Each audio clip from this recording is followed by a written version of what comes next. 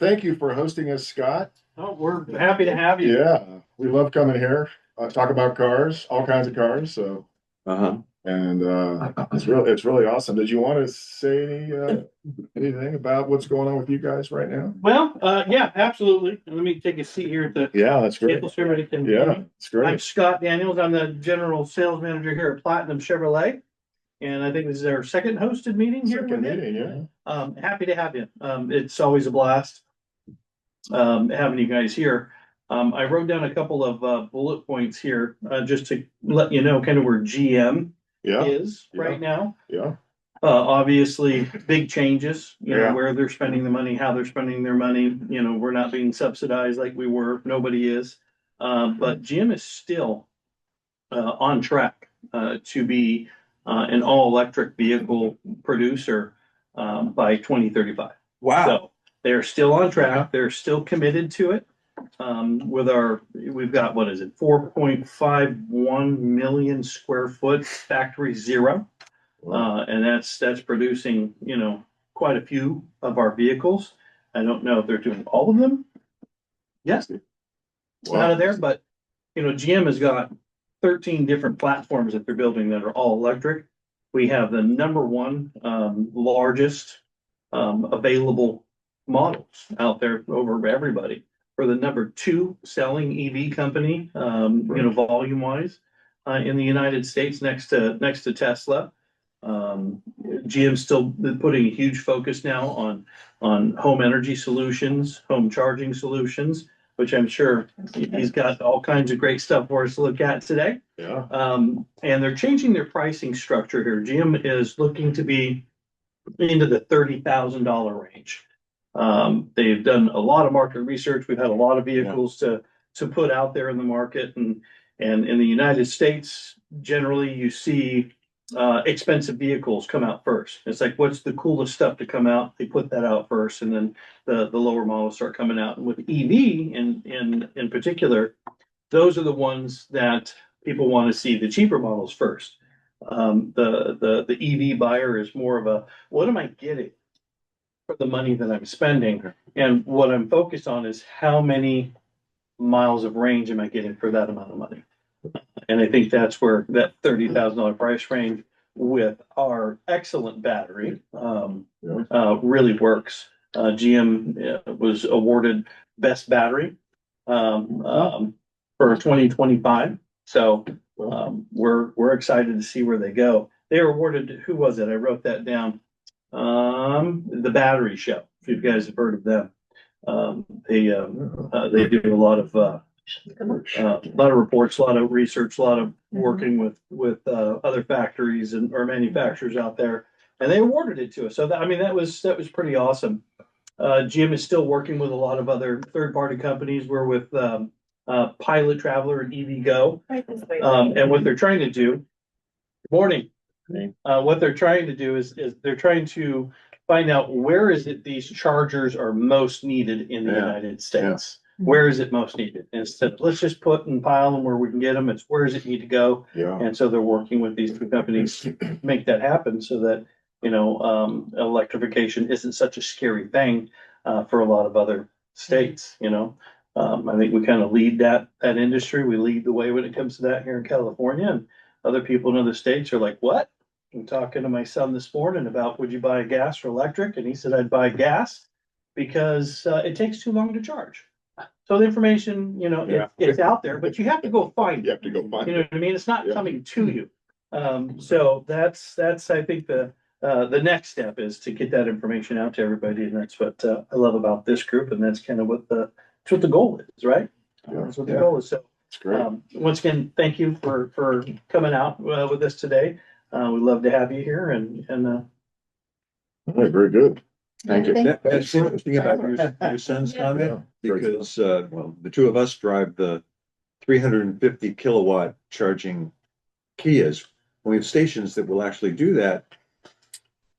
Range ends up not being the issue any longer, because in 12 minutes, you're going another 200 miles. Exactly. right.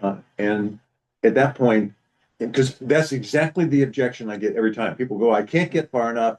And when I have to charge, it takes too long. No, I have very few friends who travel for more than 5 hours. And the length that you can get in the vehicles today, certainly, you got a 5 hour drive and then take a break. If it's a 12-minute break, big deal. Right. And that's pretty hard. One of the things when we do talk about I'm sorry to jump in. We had a presentation last year. And Ford has backed away a lot from EV stuff. And Ford gave us the presentation on their work with PG&E as far as vehicle to grid, vehicle to home. And That was PG&E that gave us that.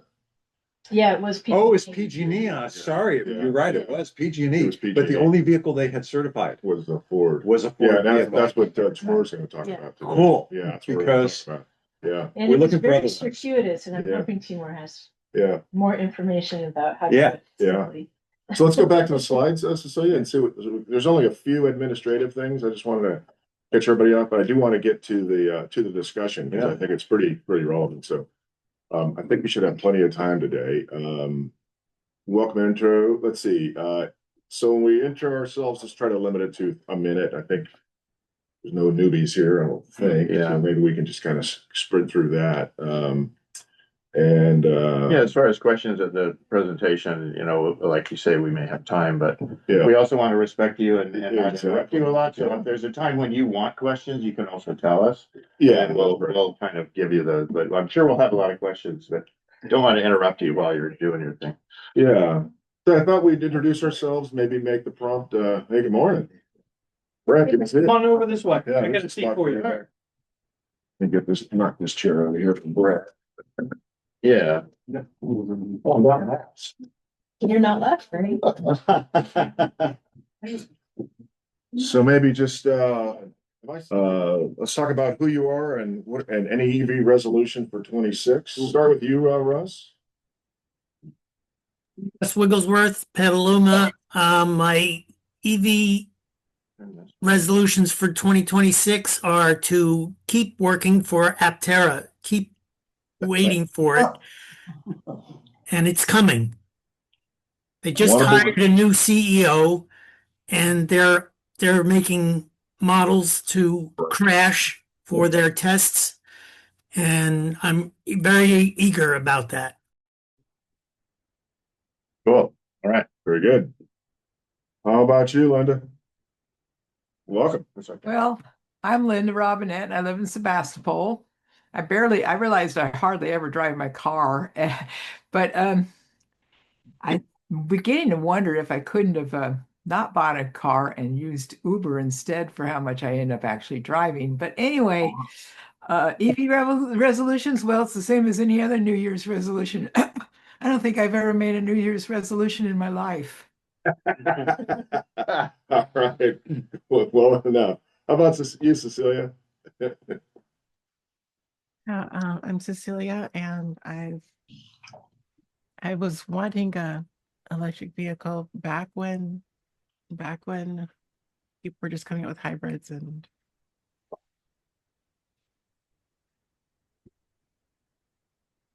Yeah. my model wasn't available when I was ready to purchase a new car. But I am an EV driver now, and I don't have any resolutions for 2026. Fair enough. Welcome. David Heacock. How you doing? You're on mute? You're on mute, David. You're on mute? I try to keep those sounds down. Good. Can you hear Love me it. now? Absolutely. Yeah, hey, I'm with Russ. I don't know what his number is on the list, but I'm a little crazy. I'm actually accumulating more Aptera stock, and Russ, I think were you talking about they just got a new board chairman? Is that Tony? Yes. Yeah, okay. He just gave maybe you saw that. He just gave a presentation, and he has a long history of the automobile industry plus others. And he seemed to be very, very positive on what they're doing.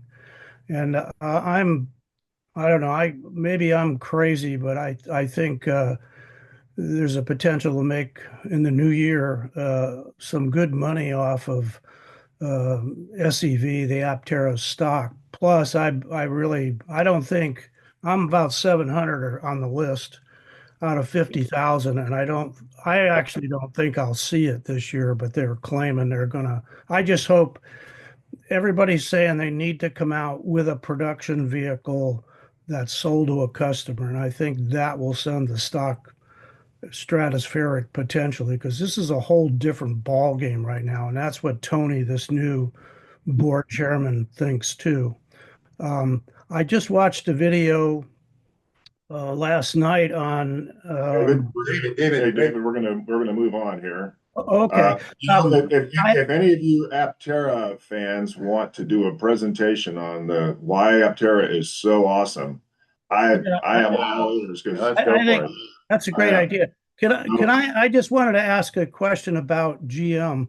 Yeah. Whether or not, because you were talking about batteries, whether or not they've talked to this Donut Labs company who claims to be in production for a solid state batteries for all kinds of things. And if that's true, I don't know if it is, and I don't know if GM's talked to them, but if that's true, they say they've talked to OEMs. That's going to be another absolute major change to the electric vehicle industry. So that's me. Well, Yeah, we- but we let's can cover discuss that later, maybe when we have open discussion. That's a good question. Yeah. Hey, Yeah. Ellen, Hi, how about everyone. you? My name's Ellen. I would love to, as my EV resolution, to take more EV day trips and really have the opportunity to push the range, or test the range in our EVs. Like I'd love to see if I could do a Tahoe day trip. I know it sounds crazy, but I've done a Pacific Grove day trip. I've done a Fort Bragg day trip. I'd love to really kind of push the range of we now have 3 EVs. Our truck has extended range now, our Equinox EV and our Bolt. I just would love to, yeah, I mean, we live in such a beautiful area. I'd love to do more Absolutely. EV Gotta day take tripping advantage. with my dad. I So, love it. That's a great resolution. You and that long range Equinox. Go, go, go. Can't keep you home yes, now. exactly. How about you, Jim? I'm Jerry, and I've been driving EV since '98. And I don't worry about range anymore. Seriously, the Kia, there's so many places to charge. And the main thing I look for as far as stations, I look and see what the capacity of the station is. I no longer look at the car. So we don't worry about that too much. We have 2 EVs. We'll probably trade one of those out as time goes on. But one thing I was going to just mention, which is a little different, I have no New Year's resolutions. I was in the Mission District yesterday, and it's the first time I've seen passengers come by me in a driving wheelless car. It's not only a driverless Oh, car, drive wheel. it has no steering wheel. Sorry, wheelless, steering wheelless. Zook. I was thinking, are we in Back to the Future? Yeah, it's pretty close though. In any case, just looking at it, and I was watching the one passenger, and they were sitting backwards in the vehicle. So Right.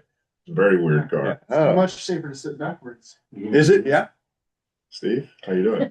Good. Take it Steve Pierce from Sebastopol, and my New Year's EV and e-bike resolution is actually to have an event in Sebastopol. I'm part of the Climate Action Committee there, the city committee, and want to put on an event, and I'm hoping to get some interest from you all and helping out with it. So it'd be geared towards people coming out and seeing our vehicles, maybe participation from dealerships there, and also Yeah. prefacing it with a survey of the charging infrastructure that's there in town. Yeah. Does it work?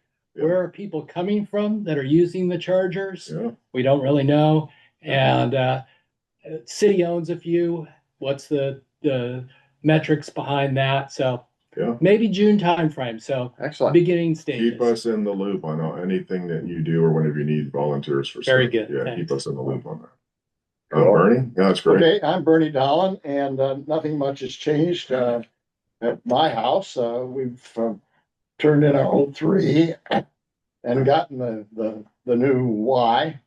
And other than that, I'd love to have batteries, but nobody But it seems like batteries are a thing of the past now. I mean, What, it's, for your home or? yeah, for the house. But you know. Really? Huh? Why Well, a thing of the past? The only thing because the collectors on my roof all are grandfathered, and Yeah, By- if you touch it, you Well, just yeah, bought yourself a you 90%. take a huge. Yeah, see, Yeah. but Yeah. you and I've had this discussion before. All right, we're gonna move on. Yeah. The wheel is spinning. What's fun to say was, everybody's talking about range anxiety, and I certainly, 300 miles, I've had none of it. Right. We only filled 80%, and so it's actually under 300 miles That's of right. range. And I get to a charging station and I say, "Wow, I wish it was slower because I want to go in and get something to eat." Yeah. And at that time. That's right. All right, Sonia, just as a reminder, the prompt is EV resolution. This is not a political statement. Talk about whatever you want. So that's on it. And I have an NBEAA resolution. I really want to see us put together something where we're gonna spend our money wisely. Spend our in the money new year, wisely. All right. probably by setting up a scholarship Yes. program, love it. because we did have that wonderful windfall 20 years ago. Yes. So we've got some money to spend, and I'd love to spread the Yes. wealth in the community. I agree. Yeah, that's actually one of the calls when we get to the charge part. It's only a few charge. Scott, did you get a promotion now that you're the? Yeah. Because you were, the last time you were here, I think you were a senior Sales manager. sales manager. Yeah, sales manager, did finance, I'm the general sales manager. It's been 15 years here Wow. at Congratulations. Platinum Chevrolet. It's the Yeah, only congratulations. dealership I've ever been to, so Yeah. I'm actually quite lucky in that respect. New Year's resolutions here is really to just kind of get the word out there. You know what I mean? Just Yeah. spread the word out there, EV wise. Yeah. We do it every day. Make sure everybody's trained up and they can speak eloquently on it. And when you come to my dealership and talk to most of my guys about EV, they should have some information that you didn't know. But we do understand that most of our customers are highly educated and will likely know things that we don't even know. So, Right. yeah, just keeping our ears open to the ground. So we're great 2026 in that sense. That's awesome. Scott, last time we were here, you were challenged with getting a charge station of large enough capacity. Yeah. Got them all. Okay. Oh, yeah. I can't use them until 11 p.m., but I got them all. PG&E says, don't use turn them. that thing off. Not use them. Oh, yeah. We struggled with that for 3 years. Trying maybe 4 years trying to get that put in, so. we finally got it. Flexible connection for the. Okay. As part of the incentives, how long do you have to not charge them before 11 p.m.? I don't know if you're allowed to say Indefinitely until they have enough power. Yeah. So especially during the summertime, if I have all 15 of those running Yeah. at the same time, it causes a grid problem. Yeah. So we had to promise that we weren't going to do that. And it works just fine for what we're trying to do. If Yeah. I get 15 of these things delivered, I plug them all in, set it up to charge at 11 p.m. and they all Yeah, 15 at once. 15 Silverados, right? Or is that? That's just here, the 15 that I have set up. Yeah. So There's one I can use at any time that I want. It's not a part of it. I'm just gonna follow up and I know I'm not supposed to. Yeah. Right. No, so you're talking about the challenge of charging 15 Silverados at one time. Right. Huh. And PG&E goes, please don't do Yeah, that. they said, do not do that. We will cut your power. I'm assuming it's a Holy local crap. grid issue as opposed to like a regional. Yes. grid. Correct. Yeah. Yeah. Like it just in terms of capacity of. Yeah, that is correct. Holy crap. We had another 1,000 amp line ran in the building, and a new transformer in order to accommodate. Wow, Yeah. that's great. Depended on. Okay, so it's All right. not We really should- pricing. We're gonna move on capacity. here. Correct. Yeah, well, One much of the things that PG&E has done is that in order to meet like requests for new service, they've said, Yeah. hey, we'll give you a flexible connection, which means that we'll let you do that thing now, but with some limitations on your total usage. Because we can't like put in a local transformer. Yeah. No, that Those is, could be sized appropriate. I mean, it was years ago, but I remember an article in the Press Democrat about general contractors for commercial construction complaining about the length of time it would take to get a building that they had built connected to the grid, just because there was such a backlog. Yeah, I mean, it might have been a few years ago. When was the last time? There was a backlog on transformers as well. Does anyone remember the last time we were here? 2 years ago. 2 years Two years ago. ago, Jim. Okay, yeah, so it's been a little while. Hi, I'm Brad. I'm Orson. And as far as EV resolutions, I've been a little disappointed. 2025 as far as the discontinuation of the tax incentives at the end of September for new EVs and I guess used EVs. There's also the issue of at the end of the year, the solar, well, not all, but most of the solar federal tax credits expired. So there's, some price pressure on the electric vehicle market. Ford discontinued its electric truck. So I hope, in the new year in 2026, Thank you. that maybe some new opportunities, whether it's lower electricity prices per kilowatt hour in like Ukiah or Healdsburg, maybe sales opportunities there for electric vehicles. Cool. Brett. All right, hi, I'm Brent Hunter. I'm really excited about this year for EVs. There's like a number of, I do not feel any doom and gloom. My personal goal for this year is to help my parents get a used EV. They have like a leased EV from 2022 that was like a really bad deal for them. And so I'm like, you just need to, return that vehicle. And I'm just really looking forward to the wave of, lease returns are going to be coming back this year. And some of those deals I think really promising for EV dumpers. And yeah, I also, kind of do this during the daytime in my job at Stonewall Clean Power, and I would love to, increase, talk with folks at GM Energy as well as we've been here before to kind of show some of our programs, some of that communication with customers. All right. Timur, welcome. Well, thank you all for having me as a guest. My name is Timur Tefel. I'm with GM Energy, which is kind of like a startup within the whole GM mothership, 100 people in it. I've been with the company for about 6 months now. I just moved here from Hawaii a couple months ago. For my EV resolutions, I have to confess I don't have a car. I haven't owned a car for many years. Hopefully this year, now that I'm back in California, I'm looking to get How do you survive that car? everywhere. Yeah. I had a friend who lived in Chicago and he moved to California. He had to get his driver's license. Yeah, right. And I spent 6 years in Chicago too, and I didn't need a car there. That's great. Right. Good. I do have public transportation. It's pretty good there in Chicago. It's just cold, but yes. Mike, Hi, thanks for the Mike. donuts. They're quite good. Welcome. Thanks for the coffee. My resolution is to get my EV out of the shop in 2026. Uh-oh. How long's it been in? Since November, Oh, since after Thanksgiving, which one? EV6. Oh, Really? oh. Have you looked into a buyback? I bought it. It's a long story. I bought it used. One of our members did that Yeah. on Volkswagen. Yeah, well, Yeah, interesting. after the presentations. All right. Okay. John. Okay, I'm John Palmerly. Ellen kind of expressed it for me quite well. Ellen is my daughter. But a little more detail, just the truck that you all may have heard about has now a 150-mile range pack, and I'm really excited to push that limit and to actually be able to have some longer range driving. This is a do-it-yourself EV that Ellen and I made. New pack.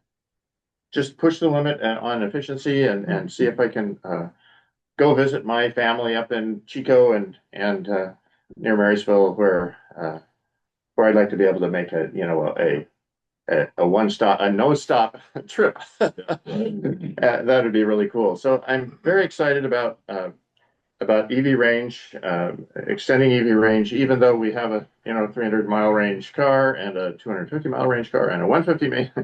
It just is. It's really exciting for me to Just bring all three of them. You can go for 500 miles. That's right. Just I could tow the other two behind the truck, maybe, and then just stop. Anyway, so that's really exciting. Also, I'm really hoping because our family was able to use the Clean Cars for All grant this last year to buy the Equinox. and it's still going. I just really hope that people with use like Brand, I don't know if your parents could make use of it, but it's, for used cars, it's available, and it's really an incredible deal. They still have money in the coffer to make it happen. So I hope people can use that. That's good. All right, I'm Don Holemart. I think I'm going to go with what Sonia said. The major goal for the NBEAA is to put some money to use. I think we settled on the scholarship. If anybody has a better idea than that, Like at the JC? At somewhere. So that's what we got to sort out. So I have a slide on. I'll get to that. But that's really it for me, is to kind of and then to find to do our succession plan successfully this year. That's personal goal. Make sure we have a succession plan. So we're going to cover both those things now. So let's go to the slides. So there's really just a couple of administrative things I wanted to go over, because I do want to get into, since we have Timur here and Scott, these experts. If you're interested in what we're doing, our website is nbea.org. We do push out 3 club emails a month, and we have a Facebook group. The guiding light for me is always that our role is to educate and advocate the adoption of electric vehicles. And so whenever we talk about things, I always put it through the filter of, does it help us meet that mission? So that's really our goal. And that's why I think in 2024, we did 4 or 5 public outreach events. I think last year we were down a little bit from that. We didn't have as many opportunities, unfortunately, but this year I want to sort of get back to at least the 2 that we always do, maybe 3. So we'll get into that. So let's go to the next slide.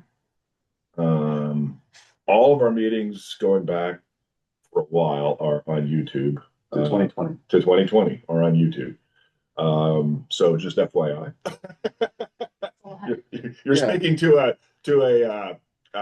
when we go viral, we have 20 views. 20 is viral for us. So who's involved with doing that? Cecilia, for sure, you're involved with getting that on there. And Jerry, are you involved? Or? I don't do it anymore. Cecilia does it. Okay, well, Cecilia, thank you very much. That's really great. Let's see. So we talked about the clubs group, and then there's discuss. And so, December and November were pretty quiet on discuss and news. And so I took the opportunity to do no news. There was no news coming in, so I made no news slides. So we're going to get right to the conversation here, because we're just going to do that. So I have one news item of interest. But no, we can cover it. Okay. Yeah, we can cover it. Yeah, later in the discussion or something. So let's see. Calendar. I put together a calendar of events, kind of, so we all kind of have a vague idea of what we're going to try to accomplish this year. Right now, we're here at Platinum Chevrolet, so again, thank you. In February, an organization called Charge Lane reached out. They're looking for feedback on a new charging product concept. I think it'll be a Zoom call because they're remote, so I think we'll just do it all on Zoom that way. And then we do want to talk about leadership in February, and then in March we have the leadership transition vote. I think it's kind of do the same like we talked about yesterday, but we'll talk about that on if there's a change to that. Jerry mentioned doing the EV survey. Yeah, there was an EV survey, and you asked me. Yeah.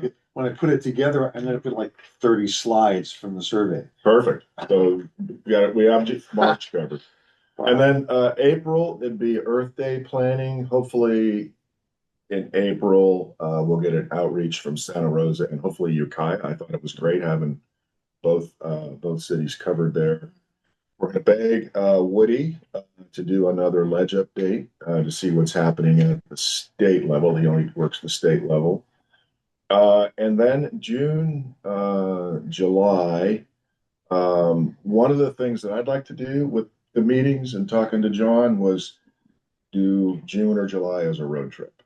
And one of the road trips I have in mind is going out to Vacaville to go to that EV conversion place. There's a company out there that does it, Bear Island, I think, and they do EV conversions. Yeah. That meeting might not be on a Saturday at 10 a.m. It might be a during the week thing. I don't know. I haven't reached out to them yet, but I'd like to get a tour of that place. And I think it'd be a fun trip over there. It'd be not much of a range stretch to go to Vacaville. Maybe we'll see David Heacock in person. He lives over in Fairfield. I think you're talking to Leo. Vallejo, right? Is that where it is, Vallejo? Okay, thank you, David. We'll head over there. Hopefully we get that done. And then maybe, yeah, if that doesn't work out, maybe we go to Mendocino College to get a tour of their EV conversion facility as a group. And that again may or may not be on a Saturday. So I'll have to play that by ear. In August, I think the picnic was just fantastic. Maybe we do more of those sorts of things like we were talking about, John. And Katati was great. We were there right before the accordion festival, so there's a big benefit of that. It was all cleaned up. It was all cleaned up. That's exactly right. All the riffraff was cleaned away. That's right. Play the accordion, go to jail. That's the one. That's right. That's right. And then National Drive Electric Month. We've got to sort out our game plan for that. So anyway, that's kind of the notional idea of what the year will look like. And we go to the next slide. Nice work on that. That's good. Yeah, it helps kind of get people thinking about it. If you've got ideas, I'll reach out to anybody. If anybody has an idea of who they want us to get to talk to. There's a couple of people I do want to talk to still. One is Turn, which is the Utility Reform Network, to try to figure out what in God's name are they doing to stop these rate increases. These rate increases they're breaking the back of the state. They just are. I mean, it's just absolutely insane what we're doing. So I'd like to hear from Turn. And I haven't reached out to them yet. We've got an upcoming vote on leadership succession. I think this is, like I said, in March. An overview. Let's see. So the president, and I've had great mentors in it, is ensure we have monthly meetings and lead and delegate club activities. And then the VP assist the president in the monthly meetings, and John's done a great job of that, supporting the club activities. And becomes the president. And becomes the president. That's right.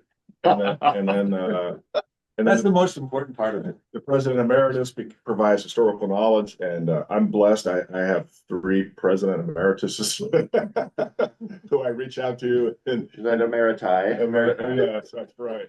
We have a club of presidents emeriti. And then the treasurer who spoke eloquently, and we have to spend our money. And we'll be voting on that, as well as the secretary. And, we've got a great board. So it's very much doubles tennis the way we approach it. So doubles tennis. Yeah. Let's go to the next slide. Never played. All right. So I think, we'll cover this one next month. But this is kind of the role of what we'll be looking for as a VP, secretary, treasurer.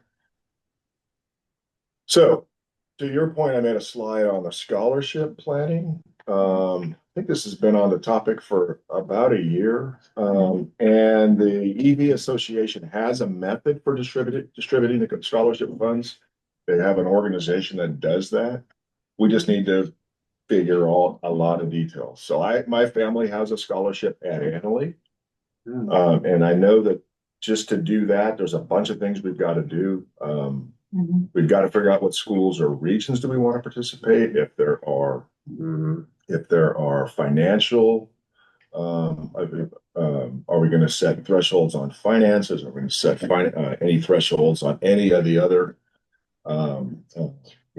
metrics? What is the value? Do we want to be one and done, or you want it to be durable? What are the selection criteria that we want? And then we need people to participate on the scholarship committee. And if we want to get this done in 2026, we need to start in the Natalie. So I'm looking for a show of hands, people who want to be on a phone call this week to get this going, because I want to, 2026, the money the candidates would be applying in the sort of the next 6 weeks, honestly, to get, so we can review, make decisions, and then get the money doled out if at the JC level, or it'll be in the mid-May timeframe where those colleges would need to know. So if you want to help, show hands. All right, Sonia, you do me. Depends what time do you guys think? Yeah. We do it in the afternoon, evening after work, something like that. Well, maybe we you could guys do circulate a 4 or 5 message. PM or like that? Yeah, you're interested in mine? I'll be interested, but Okay. I could possibly do it. And John, Brad, you raise your hand? Yeah, I'm kind of interested. Is this a scholarship for high school students going to community colleges? It's either high school or college. We have to sort that out. Okay. Yeah. I had talked to Switch to see if there was a relationship with Switch. I think it just gets too complicated. I think we use the method that the EVA uses and keep switch out of it. Yeah, the I would be EVA. willing to be on a committee Thank you, Linda.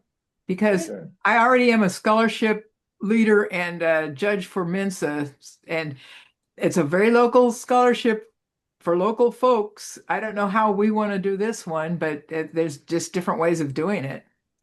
Yeah, that's exactly right. So we need to, I'll have a set of slides kind of laying out, that we can talk against it effectively. So that's great. That's all I had. And thank you for volunteering. So that's really great. So, Yep. Okay. The secretary. Grant, you said you had some news or interesting stuff, and then we'll get right into more. Yeah, I just one of the things I was following yesterday was looking at the governor's new budget that I think was proposed on Thursday. Which for me was a surprise because I think after the federal tax credit, went away, he said, "Oh, we're gonna, do something to replace it," and then it's like, "Oh, there's not money for that." But he did propose $200 million for as a one-time kind of on the hood light duty EV rebate for 26, 27. So one way you can look at that is like that's $2,000 for 100,000 cars. We sold 130,000 EVs in California last year. There's probably some admin fees on top of that, and they did indicate that they wanted to work with specific manufacturers. I read that as not Tesla. But I mean, Newsom has said things to that effect in the past. Figure out how to draw that line. Yeah, there are various logics that I've heard. But this goes back to the legislature next, so it's not a done deal. But it was a surprise to me that was being proposed. It's still potentially live in play, basically. Yeah, we're back from the dead. Okay. Is there anything that we can do locally, Mike, or Grant? I mean, so far as going to the legislature, there's interest. I think that's who needs to. So send a note to Mike McGuire if he's in support of this, or he's our local guy, right? Mike McGuire. Mike McGuire. And he's punching out in June out 2026. Who's running for Congress? Yeah, that's right. Chris Rogers. Chris Rogers, Mike. David Connolly. Okay. So over to you. Thank you. We can turn off the presentation. We're just going to go on. There you go. Perfect. Thank you. So as a bit of background of what we do at GM Energy, we're kind of focused on the EV charging and the energy storage systems. That's all produced in-house. The team that I'm in specifically is utility business development. Well, our whole goal is to work with utilities across the country, make sure that GM's equipment is eligible for their incentives, their programs, kind of help spread or encourage the adoption of EVs. Before GM Energy, the reason I was in Hawaii, I was working for Hawaiian Electric in their transportation electrification group. And so over there, the whole goal was to build out the EV ecosystem in Hawaii, create programs and incentives to encourage adoption. And it was tough in Hawaii. I mean, public charging infrastructure there is way behind, even though EV adoption is quite high. In California, things are different. So we look at utilities like PG&E, Southern California Edison, as kind of the gold standard in transportation electrification. I think utilities around the country are trying to emulate some of that stuff. And so what I wanted to talk today about is PG&E has a really attractive set of incentives focused on vehicle to home, because for many utilities around the country, vehicle to grid is kind of the end goal. For them, they really want to see more EVs on the road. It is revenue for them, right? So PG&E has this new program, and I guess they presented to you previously. At the time, Ford was the only participant, but GM is in there too. Scott was saying all of our EVs on the Chevy side, GMC, and Cadillac are all bi-directional capable. The upcoming Bolt will be too. What PG&E is offering is up to $4,500 in rebates if you install an eligible V2Home system at home. And it could be Ford, it could be GM. I don't have these out now. But what's really cool is PG&E also has another incentive, which some of you might be aware of. Their basic program. Yeah, sure. They have a rebate that basically refunds you up to 50% of the cost of a level 2 charger if you install one at home. So our PowerShift charger, which is bi-directional, is $2,000. So on top of the $4,500 that they're reimbursing, you also get another $1,000 if you get a GM charger. And I think it's up 100% for low income. Yes, 100%. exactly. Yeah. And if you are interested in stationary storage, for example, California has the self-generation incentive program too. And if you live in an equity zone, high fire risk, or you are income qualified, you can get, it's almost free. So there are some really lucrative incentives out there. And Dom, I can send a PDF of this afterwards for the folks on call. Okay, yeah, that'd be great. Yeah, thank you. So if Put it in the deck. Yeah. and the thing is, so you said there was someone who called. Yeah. Great. Your customers are eligible for this too. Yeah, I think I was talking, was it maybe Julia? Yes. Yeah. So as long as PG&E owns the wires that goes to the house, it doesn't matter if it's a CCA, if it's a CCA energy. Yeah. Yeah, and I've looked at the equity zone kind of thing in the past, and there's a lot of area around here that qualify. Yeah, you'd be surprised. Including me. Yeah. Because, so any kind of slightly rural areas are in that. The great thing is you can stack those two incentives. So on the GM side, we've got three kind of, if you don't have stationary storage, you can just use your car as a mobile battery, right? But if you'd like, you could also have our home storage system too. So the vehicle grid that you have is DC? It's not vehicle to grid, only to, Wait, okay, vehicle home. for now. So For now. The roadmap will be. So how do you, if you are connected to the grid right Yeah. now and you do vehicle to home, you have to get disconnected? Yes. So this is Emergency really backup. emergency backup. Mhm. And you have plans for vehicle to grid? Yes, it's on the roadmap for GM. Right now, we're working with utilities to kind of pilot it out. It's kind of in the R&D stage. So I guess publicly, GM is working with DTE in Detroit and PG&E to kind of advance the DPPG, but it's not commercial anywhere in the country as far as I know. Because the reason I bring that up, the vehicle grid is a lot more important than vehicle to home. As you pointed out here, the transformers are part of the problem. The thickness of the wires is actually, I think, also a high part of the cost of changing the grid itself. So if the utilities could discontinue worrying about changing the grid because we get to DERM, it makes a lot more sense. And that's why vehicle to grid is really important.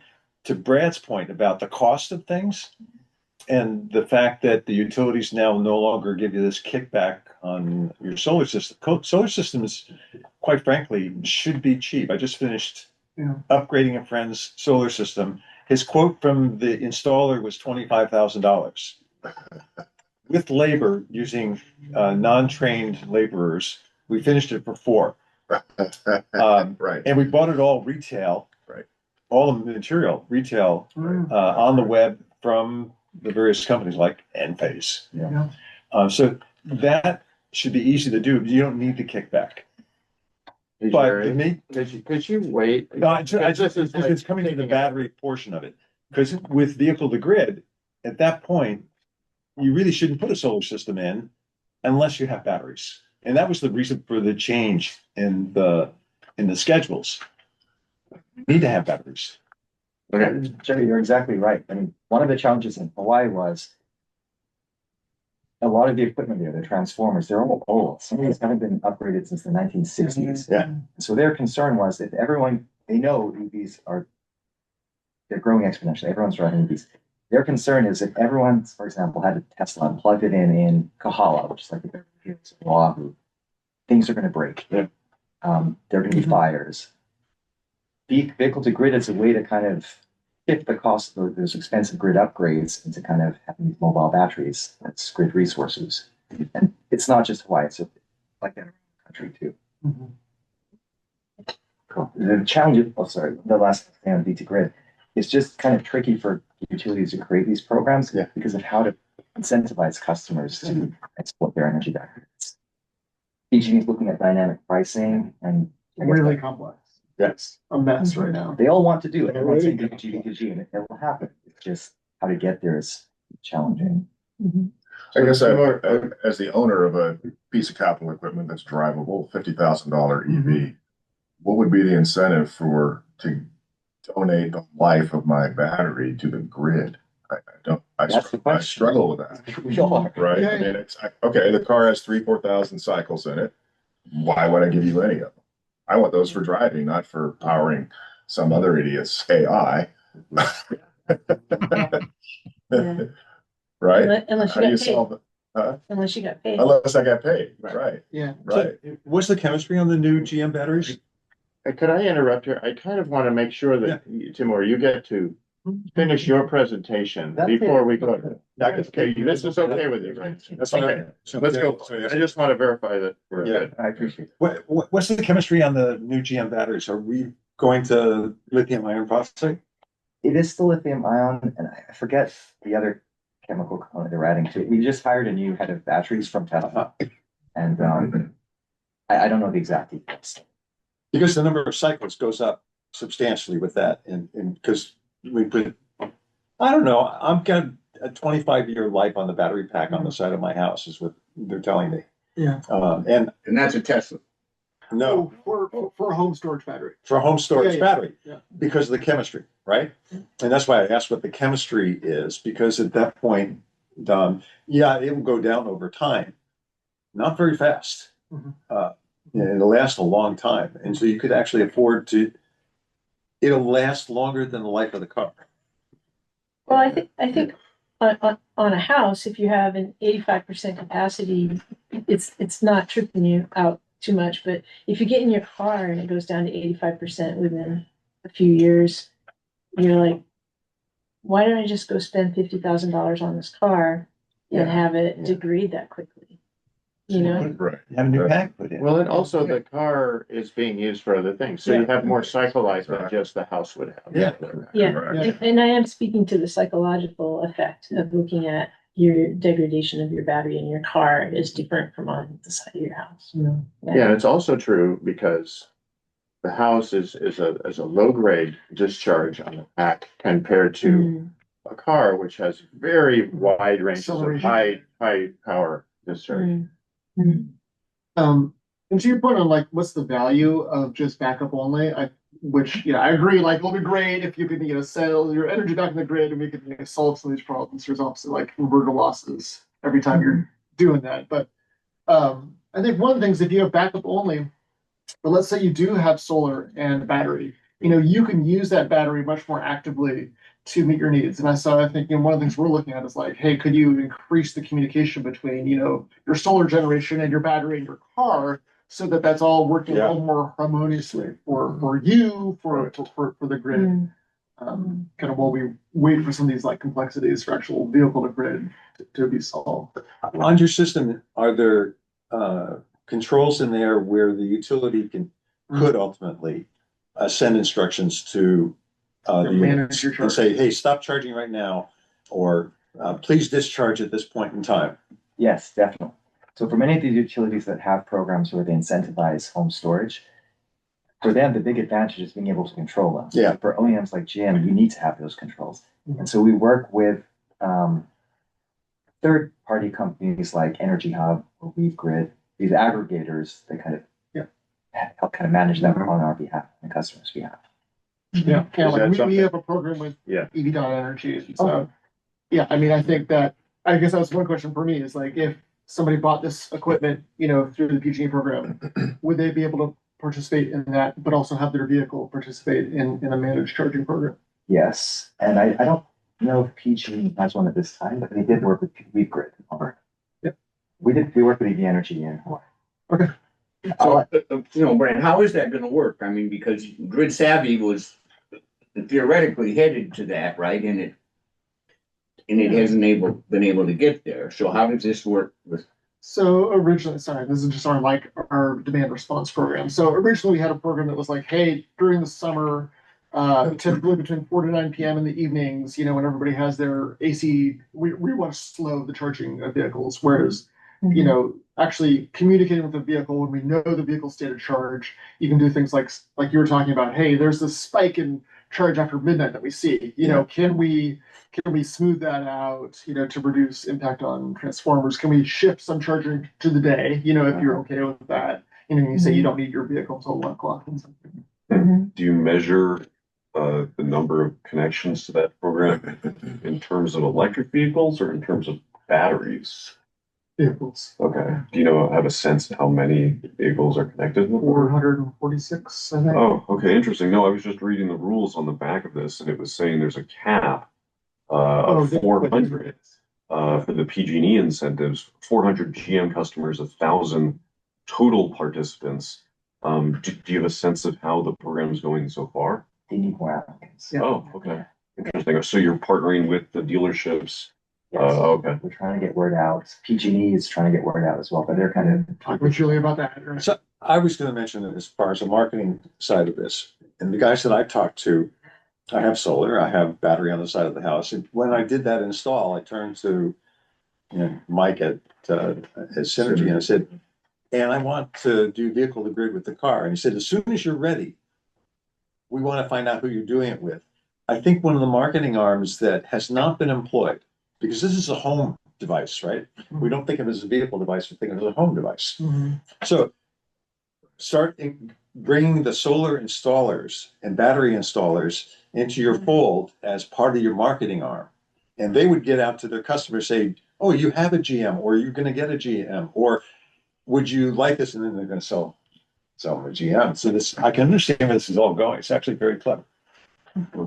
Timur, you had something you were going to say a while ago. I was curious. There were two things. Yeah. Okay. Thank you. The first one was, I don't know if you had blackouts here in December. I'm in San Mateo and We have blackouts. I've had 5 since September. Yeah, but Oh, wow. yeah, Yeah. including Christmas Eve, the whole day. that's not a good thing. And Yeah. for me, it was a shock. I mean, we were out of power for 7 hours. It's freezing cold in the house. And I thought, wouldn't this be great to have home backup? But I live in an apartment. So. Right. Right. But the second one was, we'll come back to that. That's right. Well, I'm looking at, kind of just the vehicle to home bundle. And when we were talking with PG&E 2 years ago, they kind of outlined the equipment that was required to run the F-150 Lightning. And it was pretty significant. Delco, it was older Delco parts that they had kind of cobbled together to create the effect of what was required. And this looks a little bit more elegant than that. And according to it says it's a simulated image, but Yeah. The real Yeah, the Ford Yeah. stuff is, there's a wall of yeah, stuff. it was like, get your garage ready for a lot of equipment. Yeah. It's slim though. It's like, Yeah. Uh-huh. Yeah. Yeah. But, in terms of just kind of the vehicle to home, I'm assuming it's kind of the typical, like separated out sub panel of equipment so that you've got kind of like your home grid that's separated from the power lines, and then it's running off of your car if you're not getting a stationary battery as well. And it's siphoning at some modest rate, I would assume. So you need a unique bi-directional charger. Yeah. for Can charging you it, right? talk about how it works, or is it too much detail at this point? I can get that information. I wish I had one of our product experts here on that. Okay. But I think it's like Sonia was saying, it is kind of, the inverter kind of separates your house from the. Uh-huh. From the grid or from the vehicle? From the grid. Well, you need to be separated from the From the grid. grid. That would be your first Oh, requirement. interesting. Okay. Yeah. No, I mean, I normally think of an inverter as connecting to the grid. So it's kind of a different way of thinking Yeah, about it. well, an inverter actually, I think what happens, and tell me if I'm wrong, is that the direct current directly from the battery goes into your wall unit. Yeah. So the car is told to go ahead and open that valve, right? Allow that to go. And so you have a high voltage cable going to the house. That's correct? Correct. Yeah. So that's where the inverter is. It's on the house. And an inverter simply takes direct current and turns things into alternating current for your home. Okay. So that's the main purpose. Inverters also work with solar systems, and that's why you're used to that, because it's doing that. But anyway, Go ahead. Yeah. Anyone else? And I know from PG&E's perspective, what they're certifying is the inverter. The inverter. Right? So like when you get solar, they're certifying the inverter that is, that's like the maximum gateway. And so similar to your vehicle, they need to have an external inverter. Obviously, your vehicle has an inverter inside the car as well.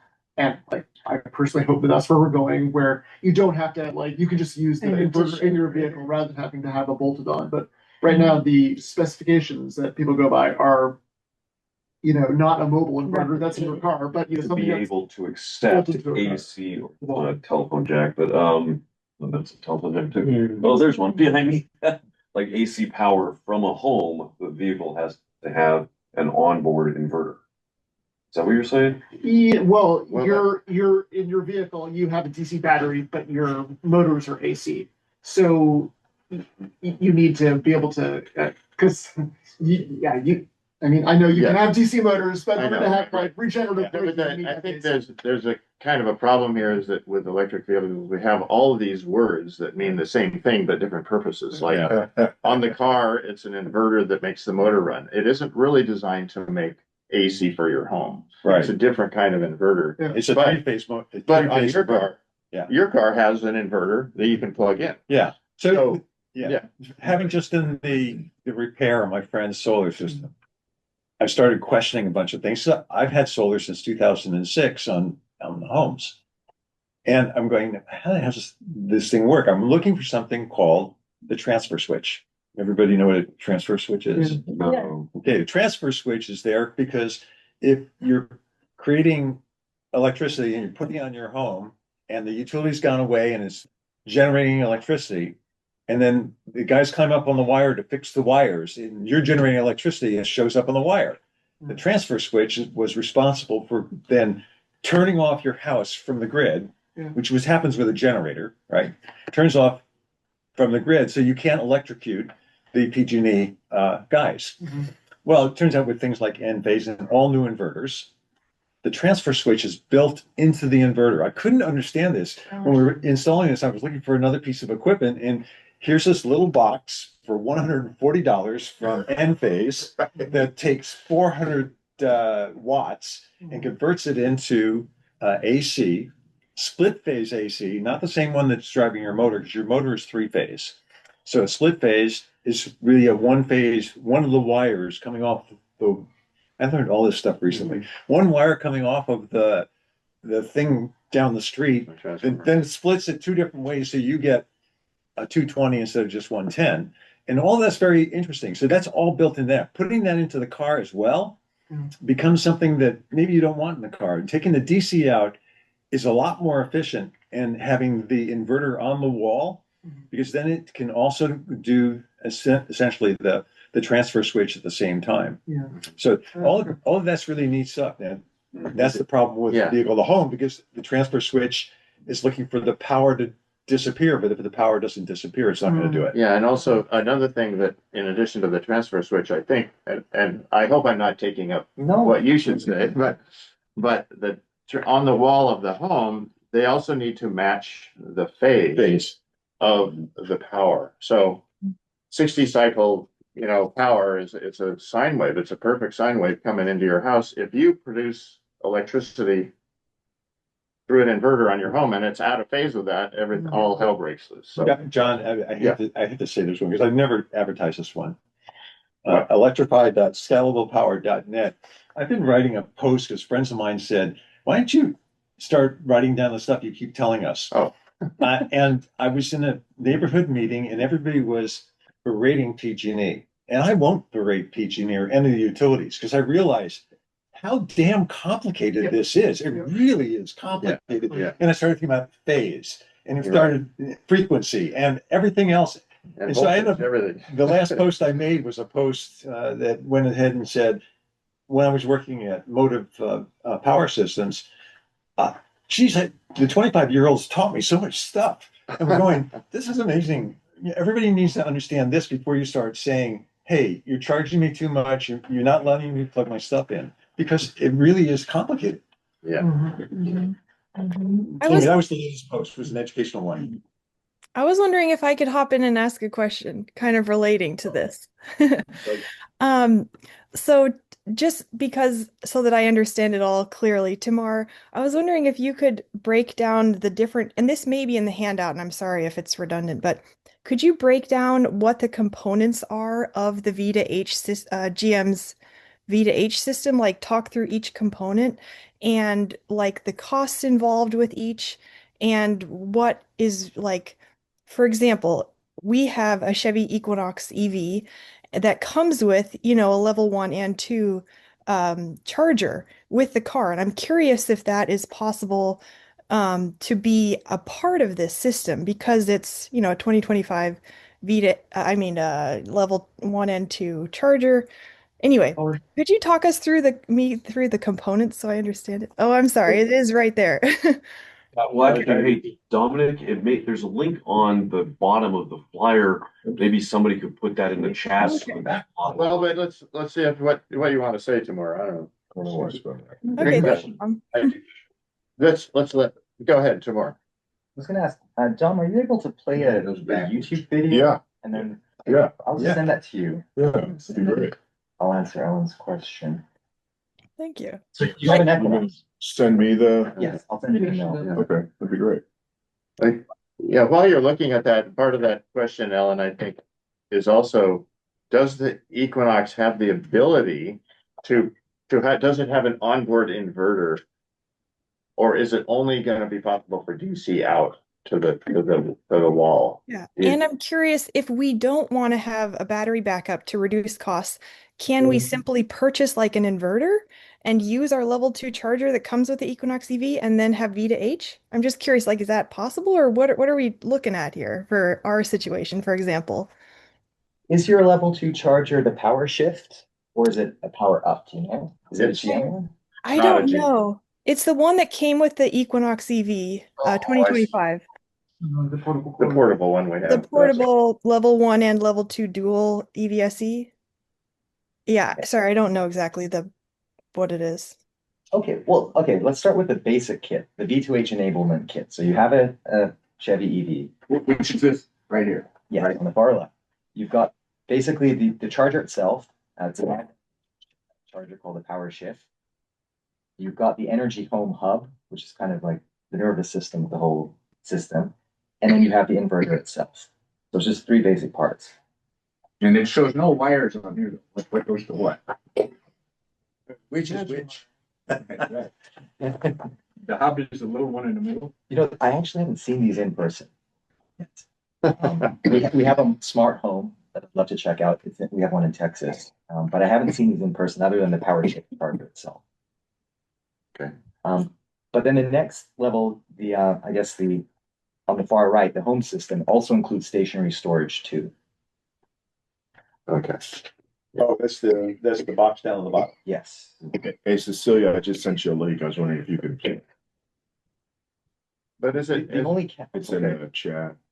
Oh, go ahead. The only caveat is, and I just learned this recently from our sales folks, is that if you have solar and storage, non-GM energy storage, station storage, this won't be compatible.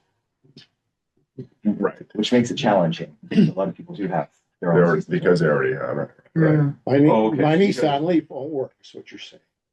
Yeah.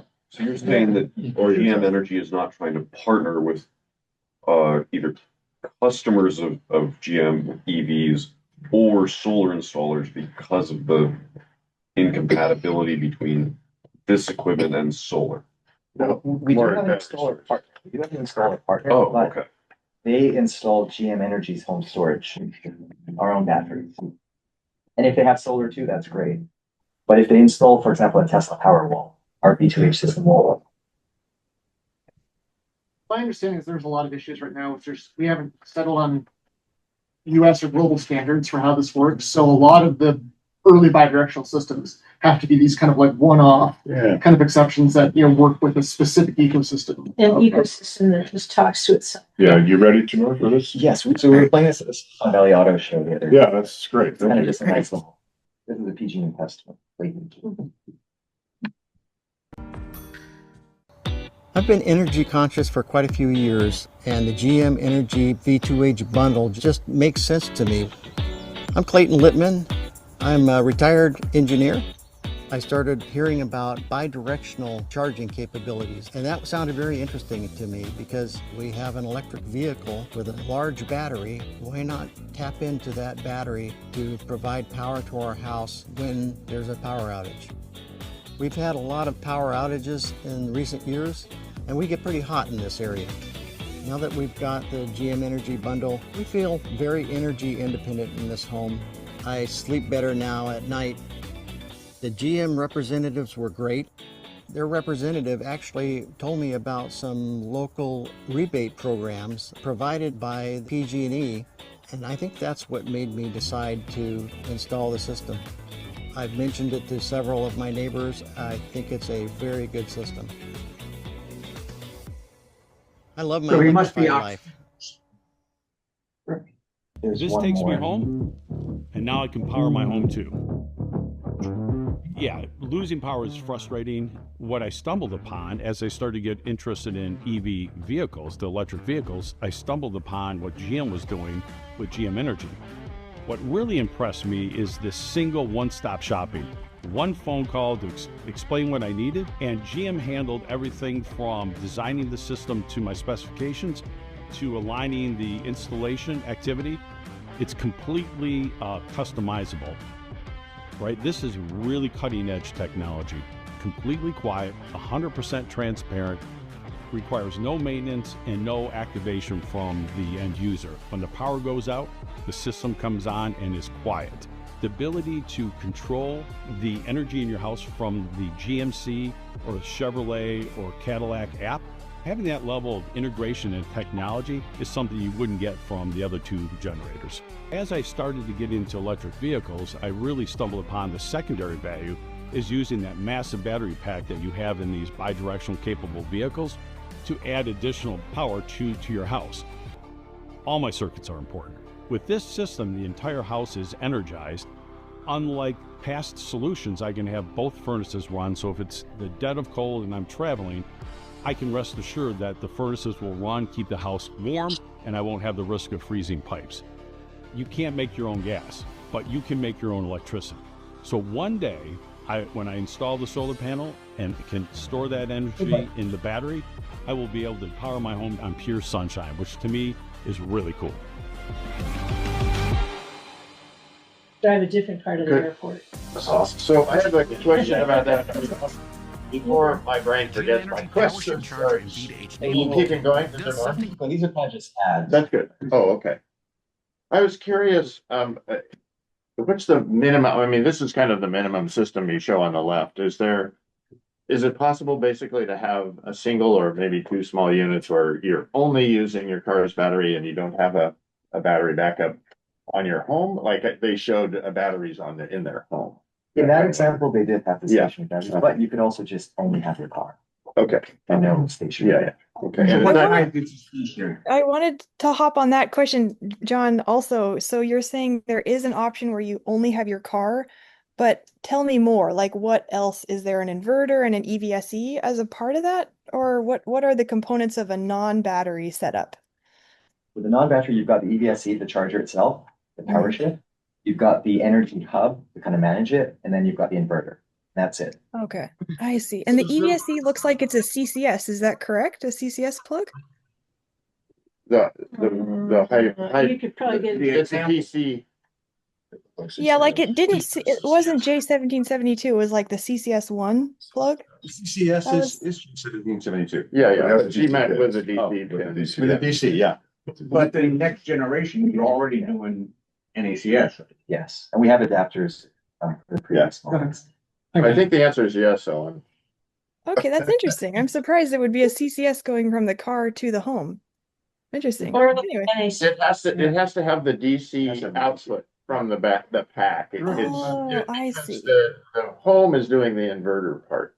Oh, wow. Okay. Interesting. You're not exporting DC or AC from the car. You're exporting DC from the car and inverting it on the house side. That way you can have all you want of that giant battery. So I see. Got it. Okay. Thank you, Tamara. I appreciate your answer. in the same And Dawn. same line. So when it's charging the vehicle, is it charging using AC, or has it actually got a rectifier in it, and so it's charging DC? I think it's charging AC. I don't know exactly. Do you know what the energy level is? So about nine kilowatts. Well, you can do both 9, so yeah. But to answer your question there, so for the stationary storage, there's a 10.6, 17.7, and a 20 something. Oh, it says here 35. On which Sorry, page? yeah, that's but that's actually 217 back. By the way, never buy anything less than 35. Having bought less myself. But if you got Yeah. a vehicle, why do you need 35? Because if you went on a trip and you want to keep your furnace running, Okay, yeah. there you go. That's why. I got a few questions. Can they be installed outside? Outside the home, Yeah. they are waterproof, water resistant. Okay. And then how far are we on the pilot project? When is it due to end? December 2026, it says on the back. Okay, so not too long, and then there'll be some evaluation period after that. And how realistic is it if there aren't all the incentives that were really part of this pilot project? You know, what kind of costs are people looking at post-pilot project? Post-pilot? Yeah. What do you mean? Well, many of these incentives were tied to the pilot project. So once the pilot project is over, how realistic are these without incentives? These are upfront rebates, so they kind of give you the cash for purchasing the equipment and not paying you for performance. Okay, so they're kind of regardless of the pilot project, And GM would continue these incentives. There's information on the back. And these ranges, these are after rebates and total installation cost. ranges. After equipment, Yeah. installation might vary. Okay, so this is just equipment. And why is there a range here of 2,000 to 4,000 on this first one? Because the incentive itself. Based on incentives. I see, not After different equipment. And this is online someplace because it says click here because I wanted to get some more. I want to see if it's IPC 67. Yes, URL, and if you want to talk to a home energy consultant, again, Well, it likely won't work for me because I don't have a GM and I do have batteries. You can fix it. Well, I'm considering if I can actually use it with my rest of my system. I can go to the Another 85 grand, you're good, Jerry. Is the flyer online? Yes. Okay. You can, In early adopters, doesn't always work. That's right. you can get a second meter for your ADU, sell it separately and get a Well, GM. that's exactly what I'm thinking about doing. I don't need a separate meter. I just have to have some way of isolating it. Yeah, I have a way of isolating it. I have a third pressure. So I had a question about the future, tomorrow. Right now, I know everything's proprietary and you have to go with only the cars that communicate with the GM system, but is that, I mean, someday we're gonna have to say, look, we've got to be more generic, you know, you got to be able to talk to the car wall. I mean, is that something that GM is keeping in mind to be more generic and to communicate across platforms? Standards to do that. Yeah, standards, okay. I don't think any of the OEMs want to have that kind of generic thing. Yeah. I think we need to get to there. Yeah, okay. But all the OEMs want their closed system. Yeah. So you have a program as well, a smart charging program, right? Every car maker kind of wants to control who gets the data from their vehicle, the telematics data. Some more than others. Right. And I think we're going to get to a point where you do have some kind of standardized API or something, but we're not here. Yeah. So is SAE gonna be the organization that over the top of this, right? There isn't a separate bureaucracy for electric. No. And it's in progress. Like I expect there to be progress this year on that standards. But yeah, I mean, if you're gonna spend, $15,000 like installing this, like you want to say, hey, this is gonna be, I have two vehicles, one of them is a GM, one is something else. Well, it raises the question of, right now you would be getting an NACS system, right? Yes. And you would need an adapter to do the legacy charging. Yes. Right. Tomorrow, sorry, I'm a little confused. because the flyer says PG&E copyright at the bottom. So, and because I can see your shirts of the GM Energy, so I'm a little confused. Are there like two programs? One, just for GM EV owners, and then if those EV owners qualify for the PG&E program, that's a separate thing? No. So the program, this incentive is managed by PG&E. Okay. They launched it. They got the funding from the PUC here in California. Okay. But GM is a participant. We're working with PG&E on it, and our equipment is eligible for their incentive. Okay. Ford also is part of it, but they only have the lighting. Okay. Yeah. And I was trying to understand how this works because it says there's a cap of 1,000 participants, of which 400 can be GM customers. Do those GM EV owners have to be like? I'm trying to think of this. Do you have to partner with a new vehicle dealership so the program is applied when the vehicle is sold, or could someone like John and Ellen who already own a Chevy Equinox EV apply? Maybe you guys already have applied for this program. No? Okay. They can apply. Oh, okay. Is there like if they bought the vehicle several months ago, is there a deadline on? No. Absolutely not. As long as your equipment is eligible. It says here, step 1, buy an EV from Chevy. Yeah. Well, wait a second. They did. There you go. There you go. It meant to say from plat. Scott wasn't able to edit these just yet. First shift charger to it, you like at step 1.5. Right? Yeah. And then you'd only need the. I will say one of the challenges we've had with utility programs in general for EVs, it's hard to get people to enroll. And I've seen that across the country. And PG&E doesn't have enough people sign up. They want more people. Yeah. But even the smart charging programs where you just connect your vehicle to an app and you're sharing your charging behavior data. In Hawaii, we were trying to get 2,000 people signed up. We were offering, I think, $250 just to enroll. No performance. It was a very rich package. We only got 1,000 people to sign up. Wait, slow down and say that again. I couldn't understand. That's right. No, no worries. So there are these smart charging programs where utilities pay money to customers to connect their into this online platform. Utility collects data on when you charge, what time of day, how often. That's good analytics for them. They can create better rates, so they know where to build chargers. Yeah. And in some cases, they reward customers for charging at certain times. Distributes. In some cases, like in Hawaii, we just wanted to get data. We were willing to just throw out $150, $200 just to get people to sign up. Okay. So the utilities, like in this area, PG&E, subsidize these programs to get data. Yes. I mean, roughly or briefly, I guess. Okay. It's interesting that when you pay people for their data, they don't want to sign up for it.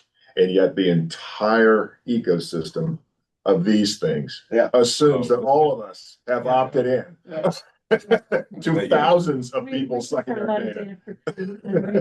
By the way, for most of these OEMs, when you purchase your EV, you agree to share the data with the OEM. So they have the data anyway, making it available to the utility. Okay.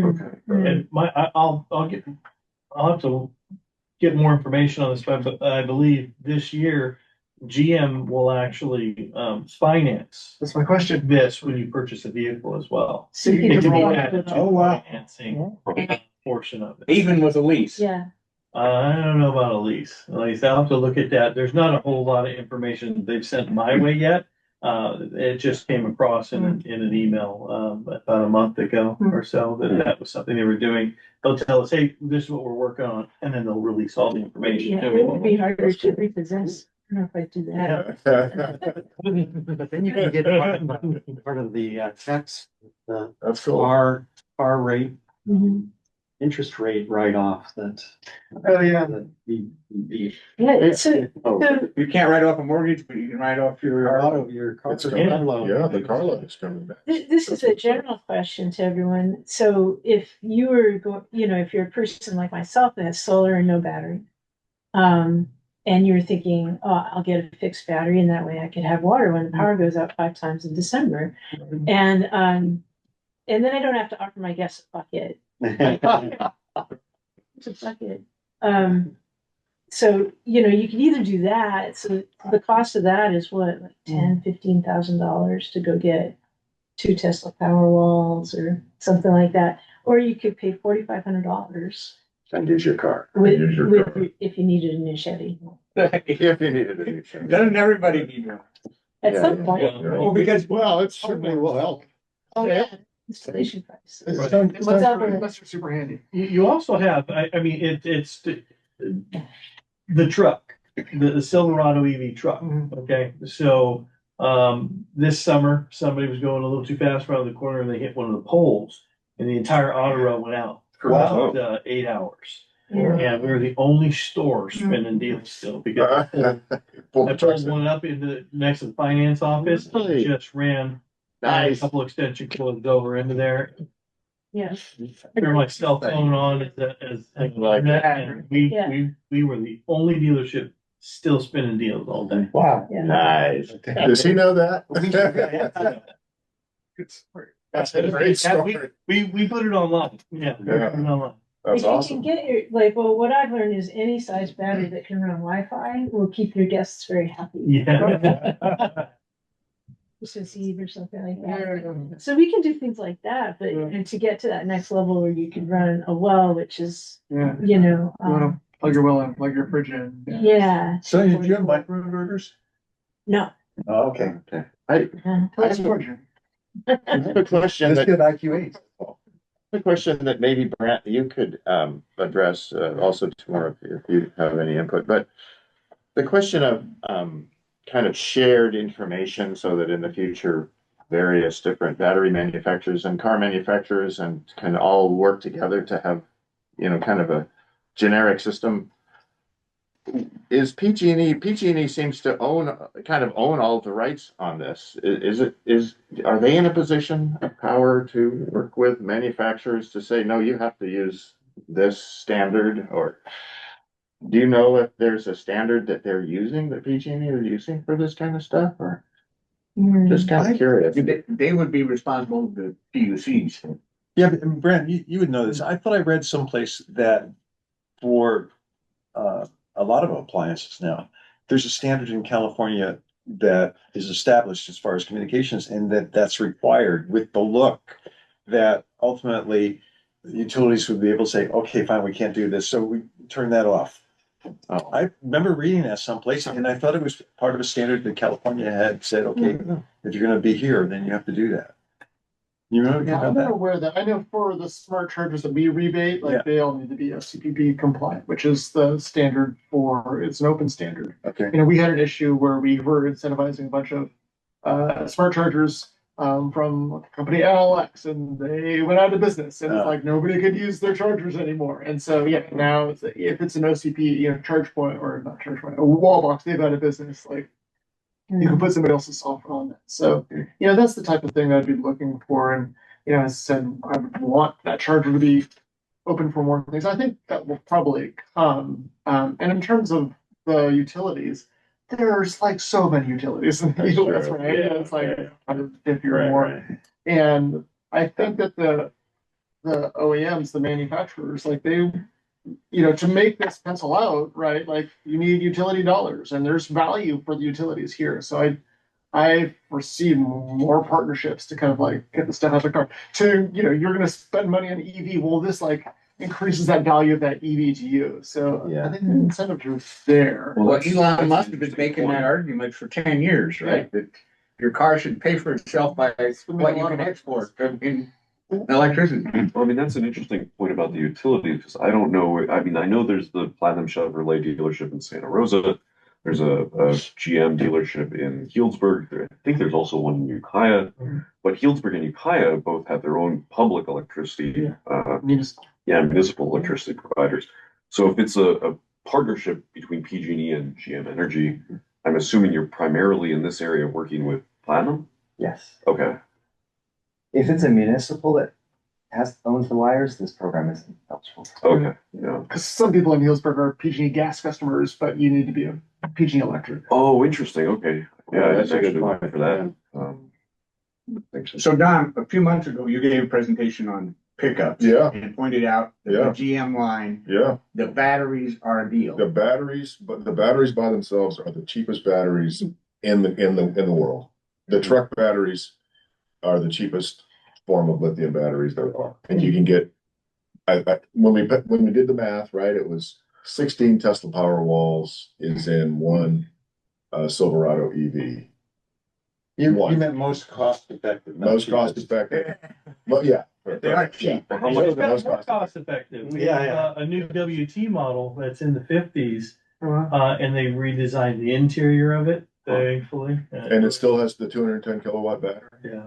Holy Wow. crap. Well, that's So you just buy that, You put buy it on that. your property, and sit it We there. got 3 in, and within 3 days, all 3. oh yeah, they're gone. Well, That- especially with those are the cheapest. That's the cheapest lithium you can Not- get. You guys are saying that, and I think about it here.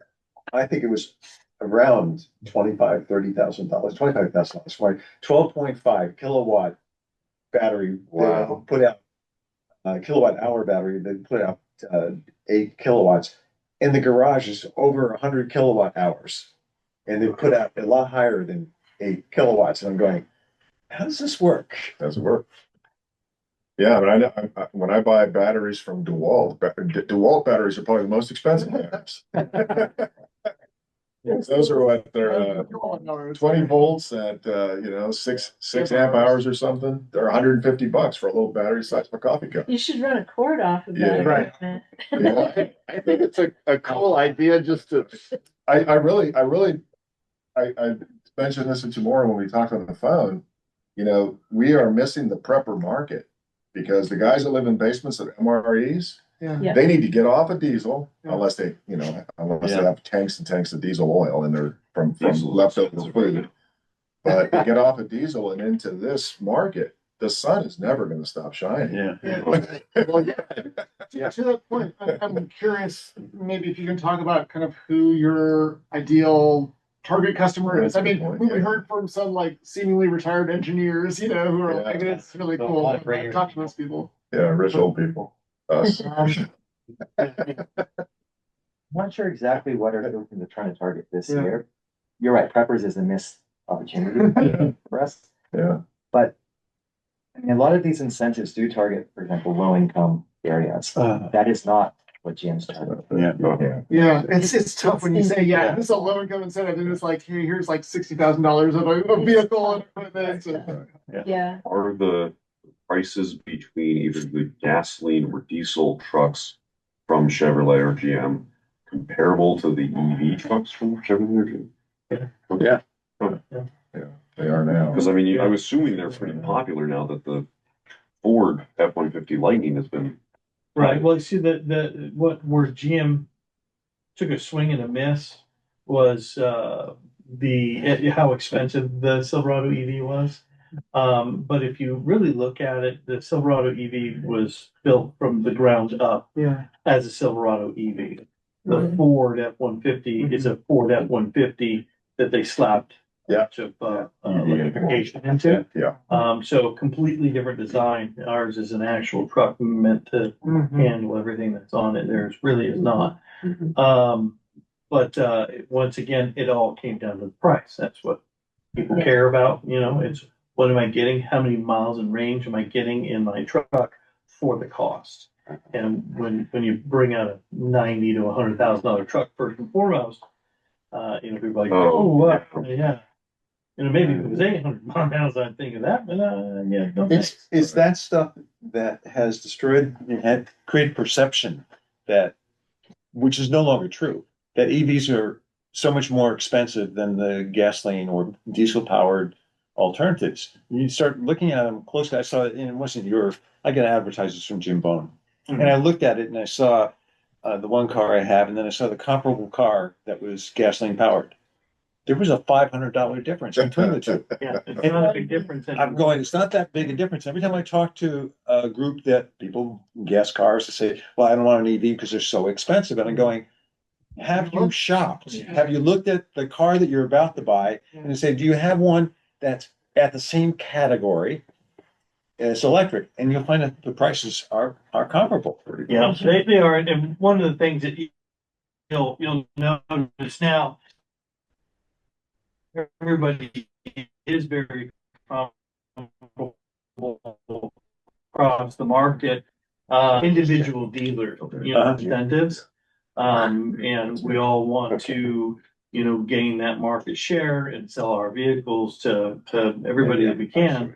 So the dealers kind of compete amongst each other, and you'll get emails and phone calls. You can put your information in, and like the dealer in Nevada, they'll tell you, oh, we'll beat anybody's price by $3,000. Then you show up and there's $4,000 worth of what we call back end materials that you have to buy, or you don't get the deal, kind of a thing. So it makes it very, very difficult when you're trying to research your next EV vehicle. MSRP, that's what you want to start with. And what back end can they sell? I mean, well, they put the clear coat finish on the vehicle, theft protection. $900 is called Spartan Recovery. So if you actually go to their website and you click this little link that says additional information, it's translucent. It'll pop up and tell you these 3 items that you have to take in order to accept their online pricing, right? So when you're telling a customer that, they're like, sure, I believe you, Platinum AAA. But it's one of those, well, if you make it all the way down, I'm a consumer too. I'd have to go check it out. But if you make it all the way down there, and that happens, just walk away. Come back over, and because we all pay the same amount for our vehicles, they're not going to take a $5,000 loss to sell the vehicle, come back and see you. Do you think you'll see the midsize Chevy truck soon? They haven't talked about it yet. Not for us. I know the military is currently using the Colorado platform. EV. Okay, so they're building. Oh yeah, they're. GM does quite a bit that we don't have yet, for the military. GM Defense. Yeah, GM Defense. I have a question on the new Bolt. It's pretty unusual for a car company to announce this is an interim vehicle before the vehicle is even out on the market. Can you speak to that, and what interim to what? Well, so I mean, they're really excited. The only reason they brought this vehicle back was because of our past customers. The sheer volume of them that wrote to GM saying, "What are you doing? Why are you getting rid of this vehicle? This is it. I want it back." And GM said, "Okay, we'll bring it back." And they used this opportunity to use the old TM platform instead of the old platform that it was on. This will also be the bi-directional. It's GM's. Really, but his question is interim to what? Oh, is it going away if after it's already that on platform? or not? Not really. No.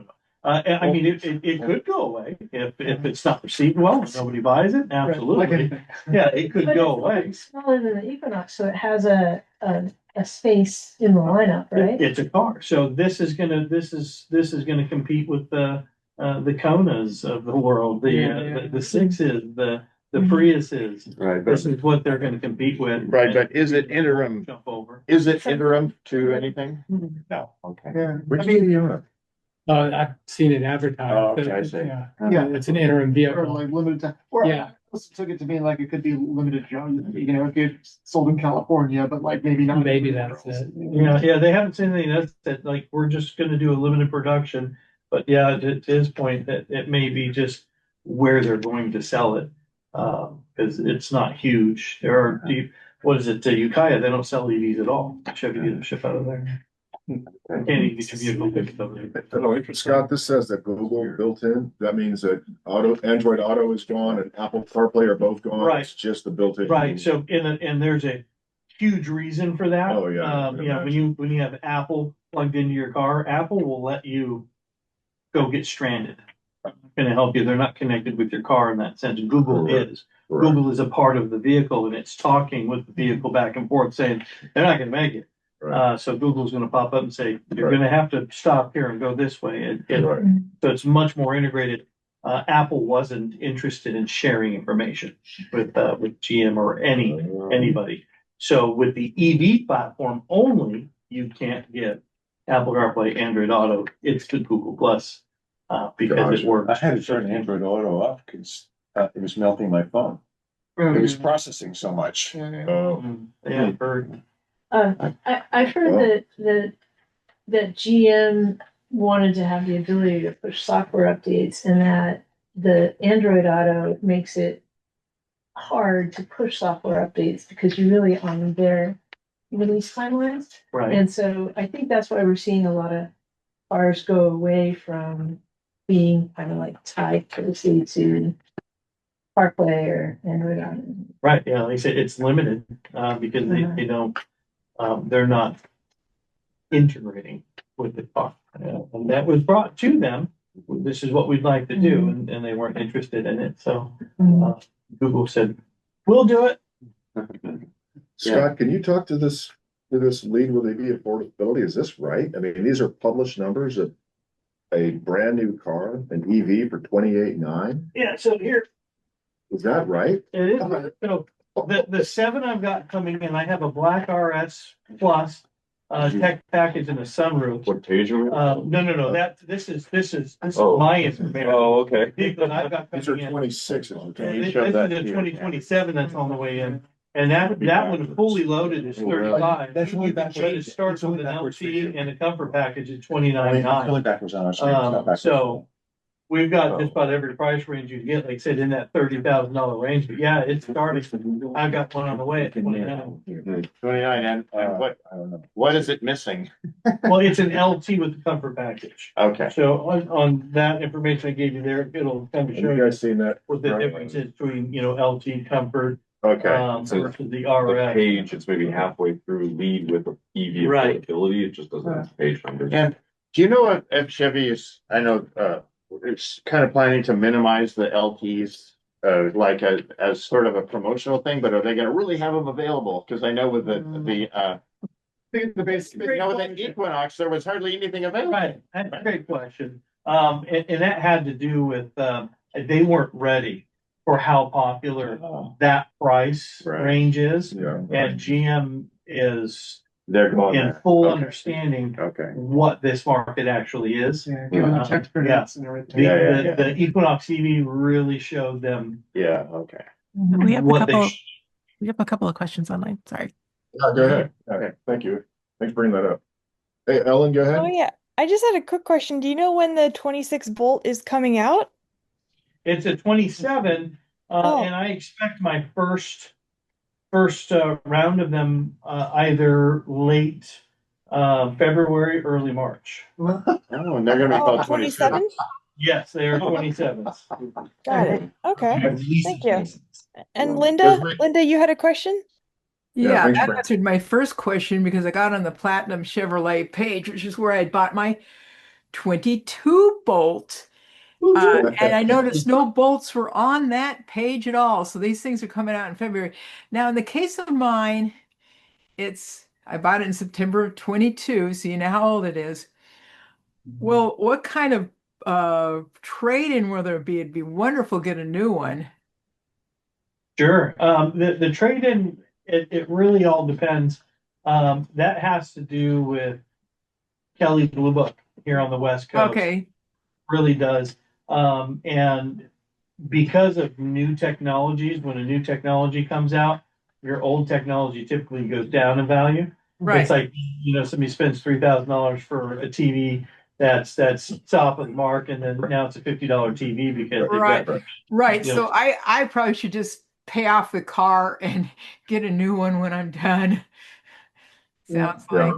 Be a while. I mean, I assume there's a lot of lease. Thanks for the Are there still? There are plenty of lease returns, but not of the Bolt anymore. We're not picking up any more of those lease returns, at least as far and few in between. Not a whole lot. Because they're not there, or because you don't want them. No, we want every one of them we can get. Okay. We sell quite a few pre-owned bolts because the price point there.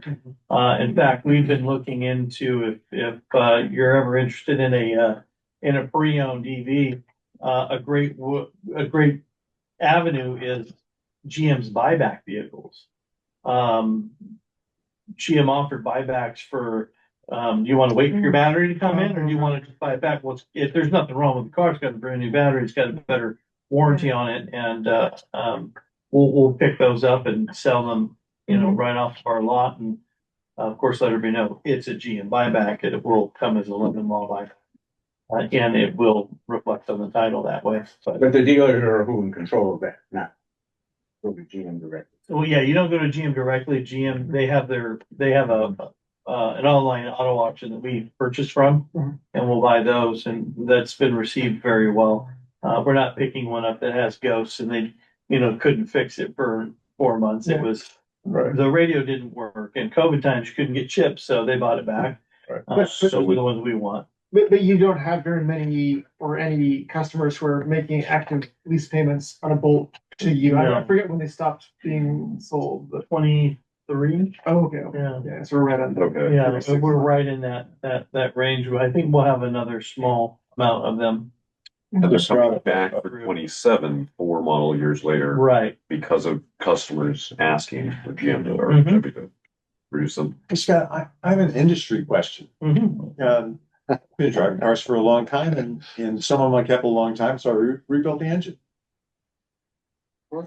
In the EV market, we never need to rebuild the engine. The motor's gonna just keep running forever.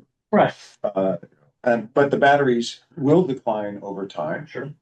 Has anybody ever talked about saying, okay, we're gonna look at an industry, even at the dealer level, we'll get a vehicle back, and we have packs available to us, and we have the ability to put a new pack in, and I can sell that vehicle at a premium, even though it's a used vehicle, and keep the price up. Well, because the pack prices are starting to go down. They are, and that was kind of the genius behind the battery that we're using now. Is you don't have to replace an entire battery. Right. You can replace cells. Cells. Okay. That are in there, and that it keeps the cost down. And that would be dealer to dealer, basically, at that point, or GM if they're going to buy it back because it failed too quickly, for whatever reason. They'll put a brand new battery in it. GM, they do not shy from putting a new battery in a vehicle. That's an issue. They do not shy. Because I was really surprised when somebody asked the question. We had a presentation by Redwood Credit Union on buying used vehicles. And the question was, how do you know if the used vehicle has a good battery pack in it? And I know on my Leaf, it says, well, this is good, but on my Kia, it doesn't say a darn thing. So I plugged an ODB2 reader in on both of them, finally figured out how to use the damn thing. They'll show you the degradation. Yeah, and when I'm looking what the voltage was on each one of the systems when they were fully charged. And I think what you're looking for is the balancing between all this, because one of them is down, that's now going to drag everything down. It was just really interesting about it. All the information is there. And so somebody could go ahead and say, I'm going to rebuild this. I just need to replace this piece over here. Right. And that's something that, as a dealer, we could look at. If you brought in your vehicle and you said, okay, I want to trade it in, I could bring it into the shop and have them look at it and say, well, we're not interested because it looks like you're close to a total failure. Yeah. Or we are interested. It looks like it would only be a cell or two that we'd have to swap out. Okay. Here's the cost it would be. So here's the value of your vehicle. Hey, Scott, could you, going on to this page here, you had mentioned you were getting some of these vehicles, and I just wanted to show it to the folks online. Which ones you think you're getting in? Oh, I know exactly. Yeah, I thought you might. Hey, Dom. Yep. Yeah, is there a digital version of this? No, there's not. That's why I'm doing it this way. I'll email one to you. Yeah, if you could, that'd be great, Scott. Absolutely. We'll get one out to each of you guys. Okay, great. Yeah, thank you. Yeah. And I'll put all of it in the presentation. So you can download it after. Hey, Dom. Yeah. There's a web page on the Platinum Chevrolet website specifically for electric vehicles. Maybe someone could throw that in the chat if somebody can find it. Does that have this information? I don't think it does have the Volt info yet. Yeah. GM hasn't given us.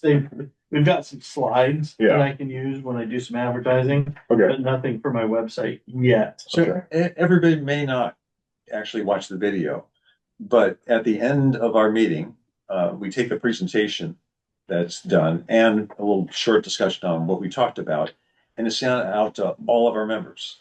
That's 130 people. Yeah. So yeah, that's why we like to have those. We'll put them in the presentation. Yeah, absolutely. Like I said, I'll as soon as I go downstairs, I'll get this out to you. But I've got 4 of the LT models and 4 of the RS models that'll be here, relatively soon. So that's the 29.9 and the 35. Right. Okay. I've got one. You did that backwards. That's pretty impressive.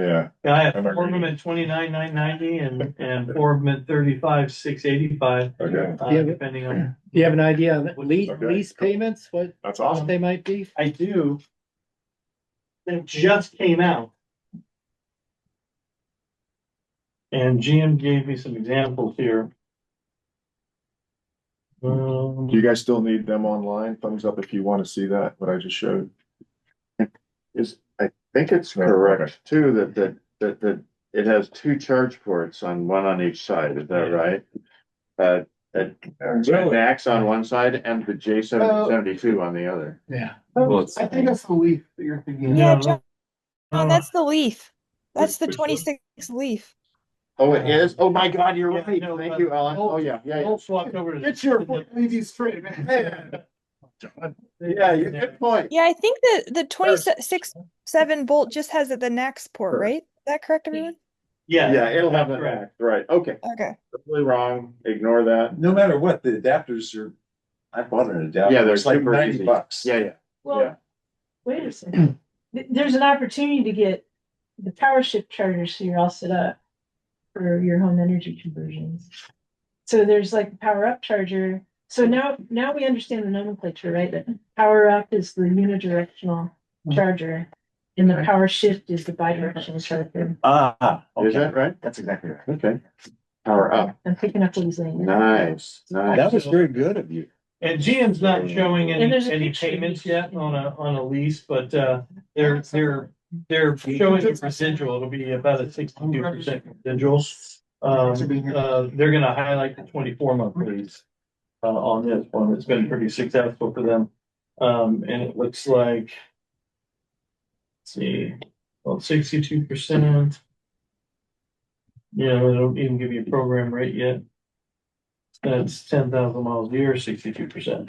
So between 60 and 62%, depending on how many miles you intend on putting.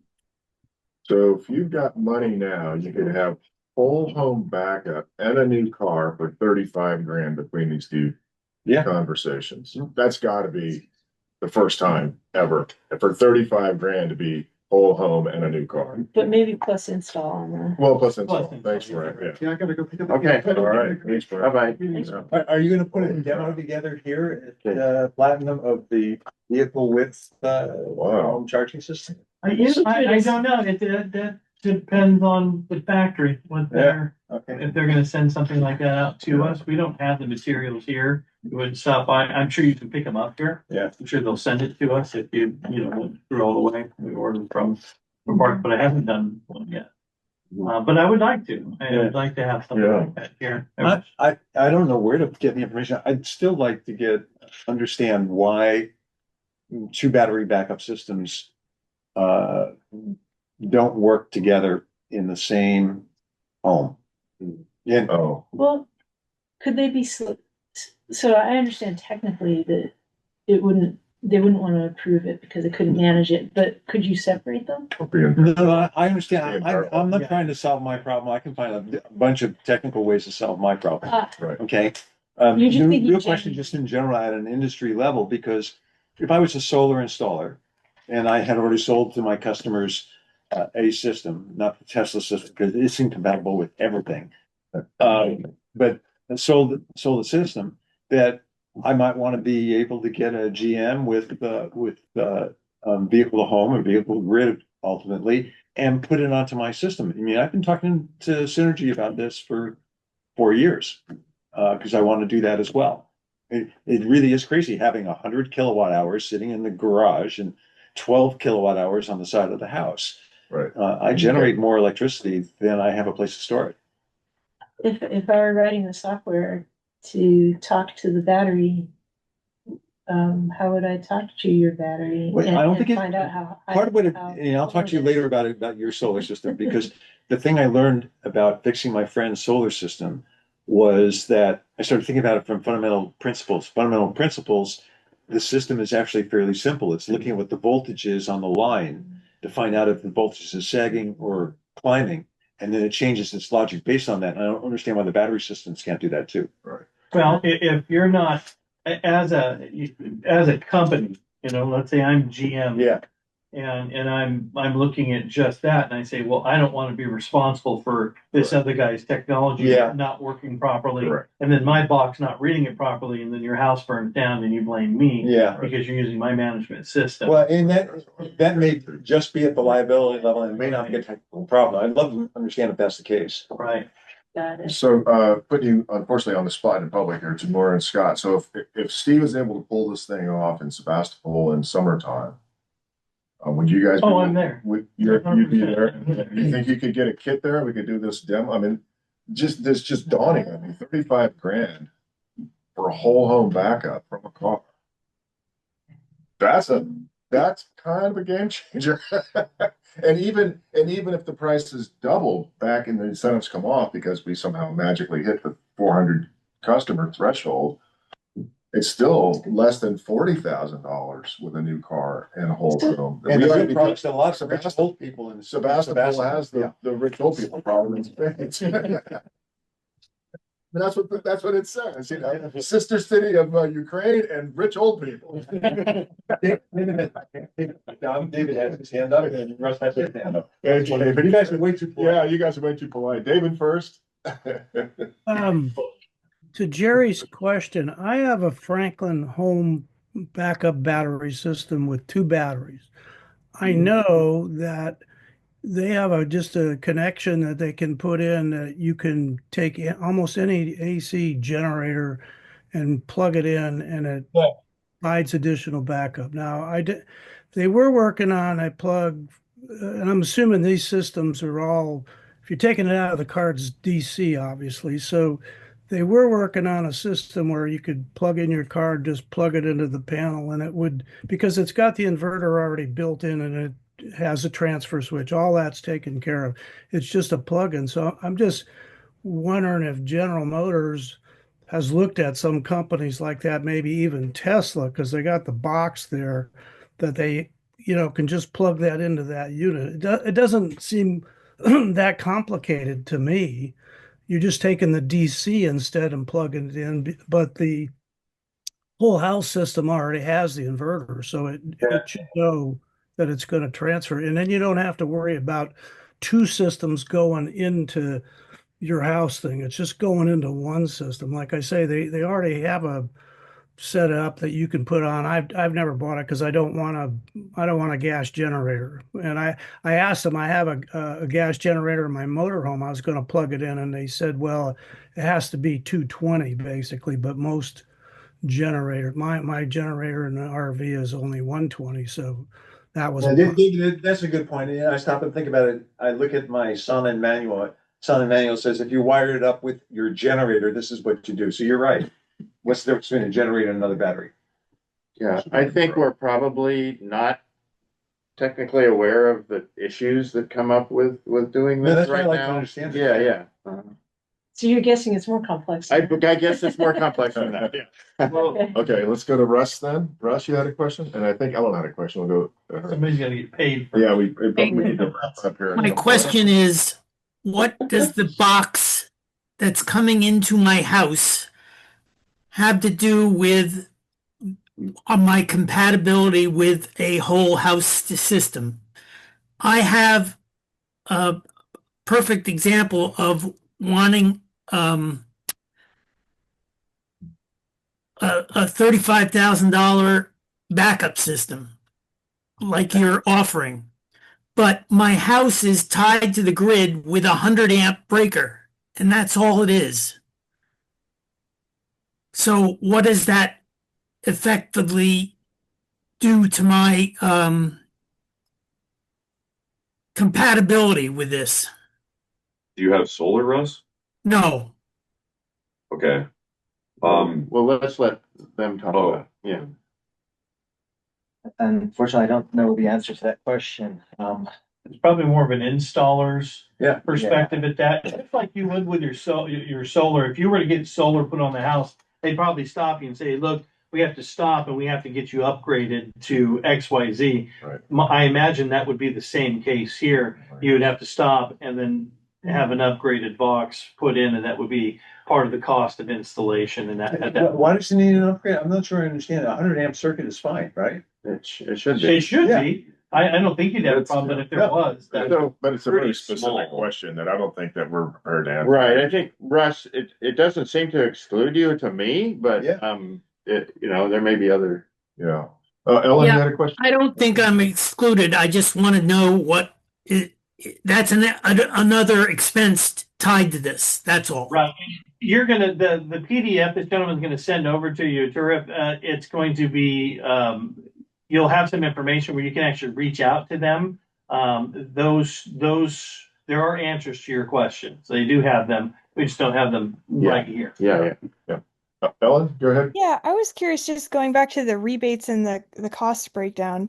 Are the rebates associated with the GM V2H system, are those income based or location based, or and also then is there a deadline for those when those rebates will be ending? Or I'm sorry if you already mentioned that, but do you mind talking through that again?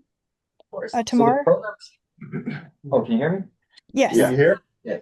Yes. So the program itself is slated to end 2026, at least the pilot. I'm sure it'll be extended, but you have till the end of this year. For your first question, the V2X rebate, so up to 2,500 is available for anyone who wants to apply. There's an extra 1,500 that's only for people who are income qualified. So anyone can apply, but you can get more if you are. I see. Got it. And likely ending at the end of 26 for that. Yes. Okay. Great. But there's still plenty of spots available, so don't. Or possibly being extended. So you've seen this in the past where they extend the date. I mean, it says there's a cap of 1,000 participants, of which 400 can be GM customers. They say they don't expect the cap to reach that cap during 2025, so I'm guessing they haven't. No, they haven't. Okay. Yeah, I'm assuming, I don't know how many Well, part of why I'm vehicles. here. Yeah. Okay, great. Thank you very much. The Ford Lightning was the only other one, right? That's it. Yeah. And so they left 600 for Ford and gave GM 400. I guess because Ford started working with them first when they launched it. Yeah. Ford. has Okay, a- so, I think we are- for the next phase. We are within a couple of minutes of time here, so just kind of wrapping up. Let's see, next meeting will probably be online if it ends up being with with the guy I mentioned. Sure. And then after that, we'll probably have Jerry talk, like I said. Now, wait a second. Next meeting will be online. He'll be online. We can still. Yeah, show up and have donuts. that's a good point. John and Brian Yeah. say. I would just suggest we do it online only. Yeah. I mean, I go buy my own donuts there. Let's So- talk about the so- bigger picture here. So, Scott, did you have any other wrap-up comments you wanted to make? No. No, really appreciate you. Yeah, I think Great. Always great to come here. Look forward to working together on other things. Yeah. Well, thank you for joining us. Yeah. So, you both have earned NBEAA speaker hats. So I have two sizes. Actually, I have one small and a whole box of extra larges. So you guys- I'm out of small. So Thank you. you've earned NBEAA speaker hats. So thank you for joining us and Yeah, and thank you for being so flexible, Timur, particularly because this is such a new thing going on, and you're getting questions from people that we have a lot of questions. Engagement and, as we launch new things, I'd love to join future meetings. Yeah. Sure. Okay, stay in touch for sure. Yeah, excellent. Sure. I sent all the information to your email. Perfect. The PDF. Right, you can join us on Zoom. Yeah. I know we can get an Session easy. meeting, but All right. Very Yeah, good. thank you guys. so much. Yeah. Thanks a lot. Thanks a lot. Yeah.